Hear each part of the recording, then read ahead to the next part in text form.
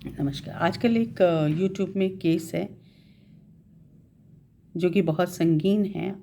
अभी तक लड़कियों पे ही सब कुछ होते थे, लेकिन ये मॉडर्न युग है और लड़कों पे भी अत्याचार होते हैं। इसी तरह से अत्याचार हुआ बेंगलुरु के एआई इंजीनियर अतुल सुभाष के ऊपर। माता पिता ने बड़े शौक से पढ़ाया होगा और बड़ी खुशियाँ मिली होंगी कि मेरा बेटा एआई इंजीनियर और बेंगलुरु में है।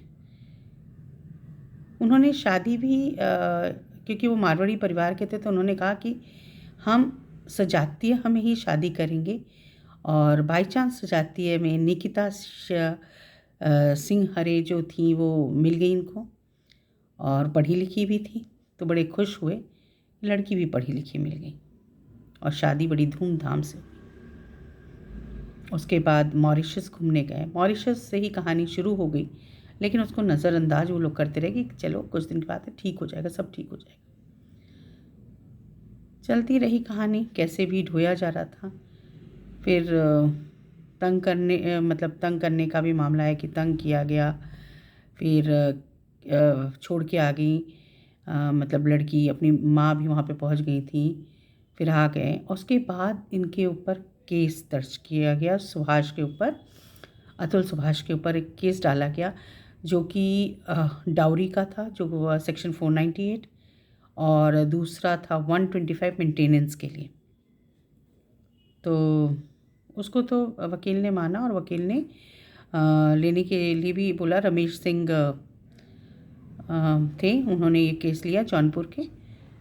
लेकिन कुछ दिनों बाद फिर ये दोनों माँ बेटी गई और इन्होंने 302 को भी बोला कि लगाइए, क्योंकि उनकी शादी जब हुई तो निकिता के फादर बहुत टेंशन में रहने लगे, क्योंकि वो बहुत बुरा बर्ताव कर रहे थे, डाउरी का प्रेशर दे रहे थे।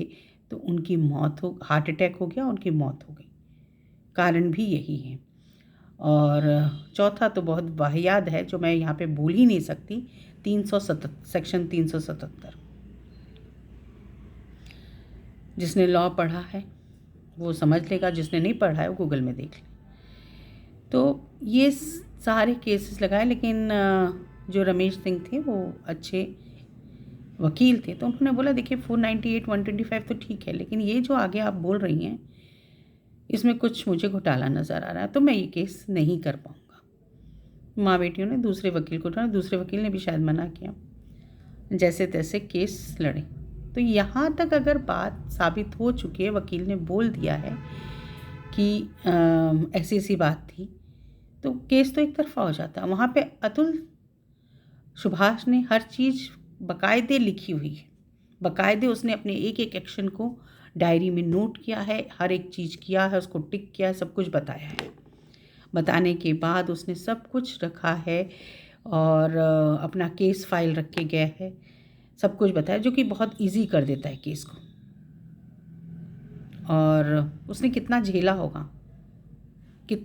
होगा तब जाके ये स्टेप, क्योंकि आत्महत्या कोई आसान नहीं है। एक छोटी सी चोट लगती है तो हम लोग चिल्ला पड़ते हैं, और इतना पढ़ने के बाद, नौकरी इतनी अच्छी खासी करने के बाद, वो अपने ही पत्नी के सामने अपने ही रिश्ते से एकदम से टूट गया।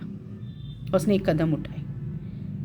जिसके माता पिता की इतनी उम्र हो गई है, उनको उसने बोला कि मेरे बच्चे की कस्टडी और मुझे जस्टिस अगर नहीं मिला तो मेरी जो